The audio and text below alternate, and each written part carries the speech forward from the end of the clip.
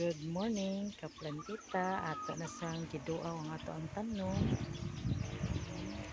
Buyag lang, healthy na kayo ang ato ang tricolor. Dara ang ihang mother nga tricolor. Naapod ang ato ang black cardinal. Ato ning di pa ubos kay usahay mukusog ang hangin. Matumba jud sila. Dara po di ato ang black majestic.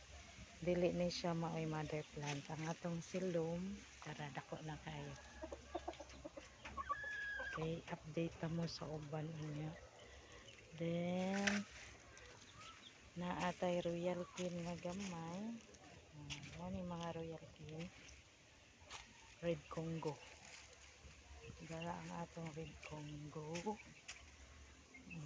Dara iyahang kauban sa red Congo. Dako na sad kaayo. Nindot na kayo ni sila, buyag lang.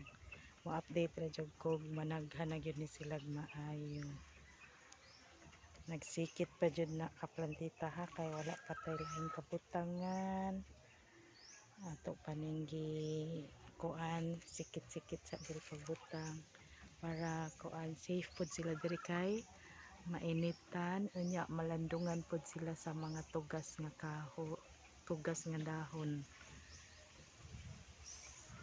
Okay ra kayo yung anak jud ta mananom no kay ato adjong atimanon wala tay vitamins ani gamit, natural lang gyud. Nabubuan sila matag adlaw kada hapon ko magbukbuk para maka-relax ang ilahang soil, ang ilang yuta, din ang ilahang gamot maka-absorb gyud sa gabi kay bugnaw man ang panahon pag gabi. While kung adlawan kang magbukbo, ang mahitabo manggod ana is mainitan na to ang kaang kay padung baya mo dan ang adlaw hangtod sa udto, so mainit ang yuta nga naa sulod sa kaang, so may stress ang ato ang tanom. So dapat magbukbo ta kada ragyod gabi or kada hapon, pwede na kada hapon.